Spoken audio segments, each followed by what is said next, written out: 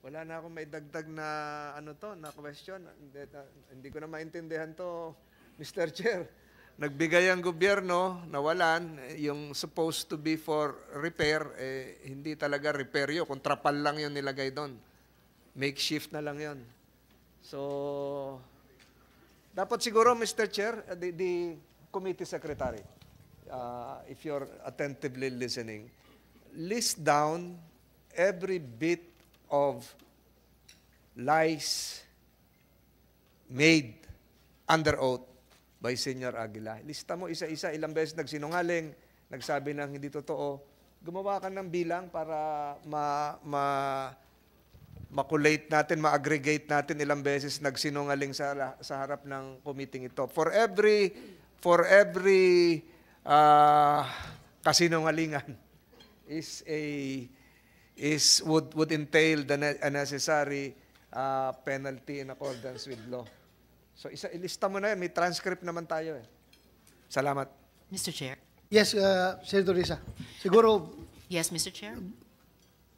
as far as this committee is concerned, hindi ka na Senyor Aguila. Senyor Pinocchio ka na. Ngayon. Alam mo sino si Pinocchio? Ha?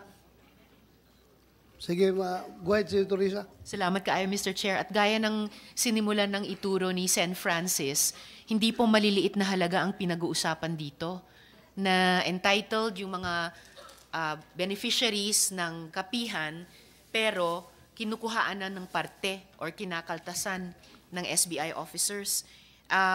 Sinabi nga po ni Sen. Francis, posibleng mga 4.5 million pesos dun lang sa ESA. Kasi 10,000 per household, 900 households, na yung iba kinakaltasan ng 6,000, yung iba 5,000. Then kanina napag-usapan yung rice allowance, 600 pesos per month, 202 households, 121,000 din yan bawat buwan, 1.4 million bawat taon. So pag kinaltasan niya ng say kalahati, 700,000 pesos din yan. Yung ayuda na 5,000 pesos per family. Kung more than 1,000 families, yung naalala ni Ma'am Chen, di more than 5 million pesos din yung kabuuan nun na kung kakaltasan ng kalahati ay magkakahalaga din ng higit sa 2.5 million pesos. So malalaking pera yung pinag-uusapan na dapat naiiwan sa nagagamit ng mga beneficiaries pero pinapagpapartihan pa ng mga SBSI officers. Gaya ng sinabi na rin naman kanina ay kasalukuyang iniimbestiga din ito ng DSWD. Gusto ko lang bago tayo lumipat siguro Mr. Chair kay alias Chloe, isara somewhat yung tungkol sa trahedya ng mga baby, no? Particular dun sa ikwento ni Sir Randolph. So, sa NBI po, meron po bang hypothesis bakit posibleng abnormally na mataas yung infant mortality doon sa kapihan? Since na DNA test nyo yung anak ni na Sir Randolph, pero na-exhume nyo siya doon sa libingan na mukhang marami pang ibang baby ang nakalibing. Yes, Your Honor. Based on the information we got, considering that the mothers or prospective mothers were restricted from consulting medical intervention. Most likely, the mothers don't have enough nutrients while they were still pregnant. So naturally, the development of the fetus inside the womb would also be affected. So, as we heard from other resource or other former members, they don't have enough provisions. So probably they don't have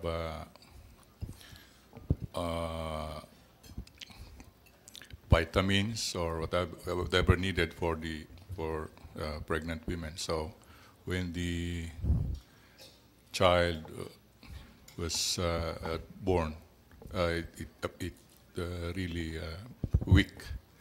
The child is really weak, so that was also the explanation we heard from medical practitioners.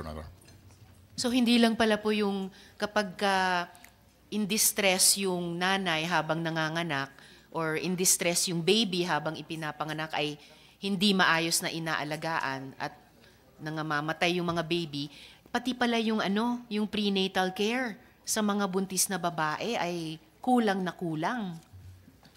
Yes, Your Honor. As a matter of fact, there was no prenatal conducted And during shocking- the entire Opo, pregnancy. and shocking po yan, Attorney Barbaso, Mr. Chair, kasi di po ba, Ms. Chen, may 4-piece beneficiaries din po sa kapihan? With the permission of Senator. Yes, Mr. Dapat Chair, siguro sa maupo San ka na dyan, Francis. Huwag ka na munang umalis. Yes po, So iba na Madam naman Senator. yung pangalan mo. Chloe na, palit siguro ulit. I'm sorry. So meron pong 4-piece beneficiary sa kapihan, Ms. Chen, and di po ba isa sa kondisyon ng pagtanggap ng conditional cash transfer ay kapag buntis, magpapatingin sa doktor habang buntis? Yes po, Madam Senator. So sa ganitong kaso, at mismong ang mga medical practitioners na nakausap ng NBI ay nagsabi, mukhang hindi nakapagpapacheck up yung mga buntis na babae, hindi tuloy na fulfill yung isang kondisyon ng 4-piece na entitled yung mga 4-piece beneficiaries, yung mga nagsisipag, yung parent development seminars, yung parent leaders, hindi po nila natutupad yung kondisyong iyon kung hindi sila pinapayagang pag-check up, prenatal check up. Yun na nga po, Madam Senator. Kasi may family development session po silang ginagawa. Doon Yun po, pala, FDS. doon po pinaremind sa kanila ang mga conditionalities po ng program ng 4Ps. Isa na po doon yung sa health at saka education po. So, kaya nga, marami po doon na parang na hindi nakatanggap ng grants sa education at sa health kasi po non-compliant po yung iba sa kanila po. And hindi po ba kapag may pambansang social protection program tayo, ang DSWD mismo tulad ng 4Ps, ay dapat walang ibang government agency, walang private sector, walang people's organization o ibang civil society organization ang dapat humadlang na makakomply ang beneficiary para patuloy silang makinabang sa programa ng gobyerno. Yes po, Madam Senator. Malinaw. Mr. Chair, siguro pagbalik ni Sir Randolph, tanungin ko rin sila kung tulad ng NBI, ano naman yung kanyang tingin, bakit nangamamatay yung mga baby sa kapihan. Ayan pala, Sir Randolph. Kasi sabi nyo rin po, nung kasalukuyang hirap na nanganganak yung asawa nyo, nabalitaan nyo na may nauna ng baby na kamamatay lang doon those days. Kayo ba may pagtingin kayo kung bakit at nung nahanap na ang inyong baby, na confirm ng NBI siya yon dun sa pinaglipatang libingan, marami pang ibang baby na nakalibing doon. Kayo ba may pagtingin kung bakit parang ang daming baby na namamatay dun sa kapihan? Siguro ma'am sa kuwang sa immunize, sa pagkabdos pa sa ang asawa, dili may makalugsong sa Socorro para mag-prenatal. Siguro ma'am, kulang ng prenatal kasi hindi kami pinayagan na bumaba sa bayan para magpapa-prenatal care. At bukod po sa prenatal, Sir Randolph, akala ko narinig ko rin immunize, yung mga baby ba, hindi man bagong panganak, pero yung mga baby, ay nababakunahan ba ng DOH? Kasi may EPI, may Expanded Program on Immunization ang DOH, na yung mga karaniwang sakit ng bata ay maiiwasang mahawa sila kung mabakunahan. Napapayagan bang mabakunahan yung mga bata sa kapihan, sa DOH? Wala pong mga bakuna ng mga bata doon ma'am kasi bawal sila magbaba.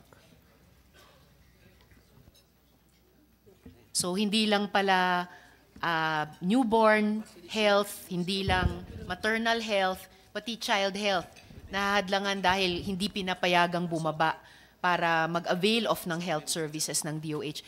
Mr. Chair, Sen. Francis, Mr. Chair, gusto yata mag-interject o magsalita si Mayor Tim Kang. You have the floor.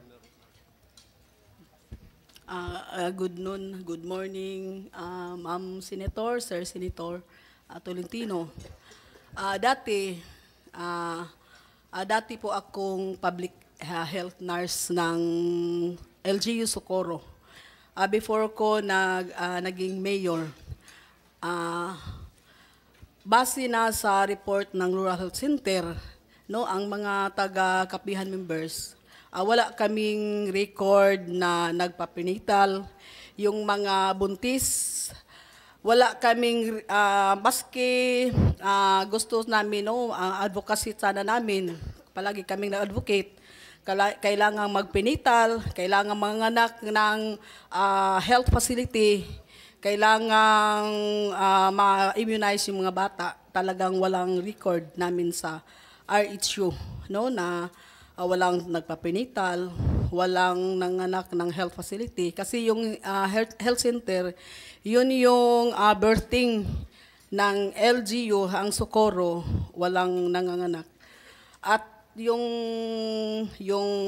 record na mataas yung maternal death mortality rate, infant mortality rate, no, yung aming alam na lang ng RHU, no, mga eclampsia, yung cause ng maternal death. Pero Balita na lang namin Ma'am, na nai-issuehan naman sila ng birth certificate. birth certificate, wala. Walang birth certificate. Walang birth certificate. So wala talaga record. Walang record ng Walang record MCR, yung mga LCR. bagong sinilang. Tapos pag namatay, pumanaw, wala rin pong death certificate. Walang death certificate. Yung mga members ng kapihan na may death certificate, yun lang yung may mga government benefits. Ay, yung pong mga